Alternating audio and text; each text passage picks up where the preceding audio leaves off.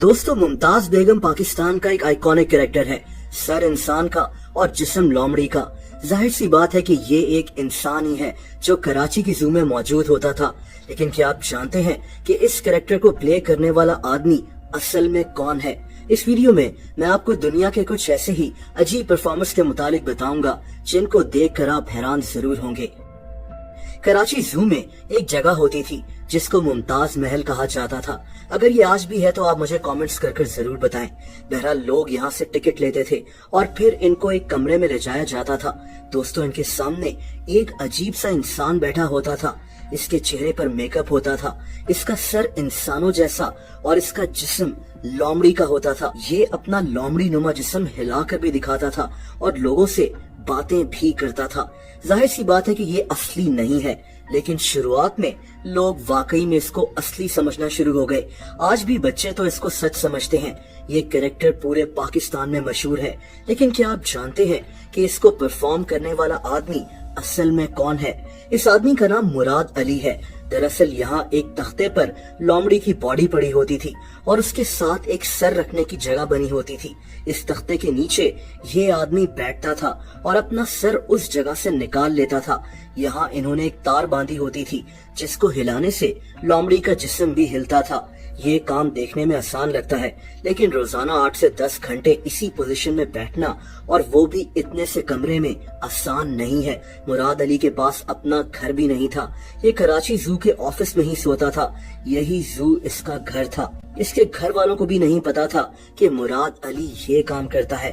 दोस्तों, दुनिया के हर कोने में ऐसे हैरत अंगेज कैरेक्टर्स परफॉर्म करते रहे हैं। जैसा कि एक आदमी मार्टिन लोरेलो जो 100 साल पहले अमेरिका में सर्कस वगैरह में परफॉर्म करता था। ये आदमी अपना सर मुकम्मल पीछे की तरफ मोड़ सकता था। लोग दूर दूर से इस आदमी को देखने आते थे। ऐसे परफॉर्मर्स को उस दौर में सर्कस फ्रीक्स कहा जाता था। इन्हीं लोगों में एक और आदमी जॉनी एग भी था। इसको हाफ मैन भी कहा जाता था। इसका जिस्म लिटरली आधा था। जॉनी की बॉडी नेचुरली ऐसी ही थी। इसकी बॉडी नीचे से डेवलप हुई ही नहीं थी और इसी चीज का जॉनी ने फायदा उठाया। ये अपने हाथों से चला करता था और सर्कस में परफॉर्म किया करता था। दोस्तों, जूलिया पेस्ट्राना एक औरत थी जिसको एप वुमेन कहा जाता था। ये मेक्सिको में पैदा हुई थी। इसको एक जेनेटिक कंडीशन थी जिसकी वजह से इसकी पूरी बॉडी पर बाल आ चुके थे और तभी उस दौर में जूलिया भी सर्कस में काम करने लगी। उस दौर में लोगों को इन कंडीशंस का तो पता नहीं था। ये लोग बस हैरत से जूलिया को देखते रहते थे। ऐसी ही एक और लड़की परसेला थी। इसको भी यही कंडीशन थी और तभी लोग इसको मंकी गर्ल कहते थे। परसेला भी एक सर्कस में परफॉर्म करती थी। एला हार्पर एक लड़की थी जिसकी टांगे पीछे की तरफ मुड़ी हुई थी और ये अपने हाथों और टांगों दोनों पर चलती थी। ये भी एक सर्कस परफॉर्मर बन गई थी। लोग इसको कैमल गर्ल कहते थे। उस दौर में एक आदमी W.H. हैरिस एक मशहूर सर्कस का मालिक था और यही आदमी ऐसे लोगों को दुनिया के हर कोने से इकट्ठा करता था। इन्हीं लोगों में साइमस ट्विंस भी थे, 2 भाई जो एक दूसरे से जुड़े हुए थे। ये लोग थाईलैंड में पैदा हुए थे। ये दोनों भाई यूरोप और अमेरिका में सर्कस वगैरह में परफॉर्म करते थे। उस दौर में लोगों को क्या पता था कि एक जेनेटिक कंडीशन क्या होती है, इसीलिए ये ट्विंस बहुत ज्यादा मशहूर हो गए थे। दोस्तों, श्लिट्सुर्तिस एक आदमी था जो अमेरिका में बहुत ज्यादा मशहूर था। इसको एक कंडीशन थी जिसको माइक्रोसेफली कहते हैं। हमारे मुल्क में तो ऐसे लोगों को दोले शाह के चूहे कहा जाता है। हकीकत में ये सिर्फ एक मेडिकल कंडीशन है जो इस आदमी को भी थी। लोग दूर दूर से इसको देखने के लिए सर्कस में आते थे। श्लिट्स सर्कस का एक स्टार बन गया था।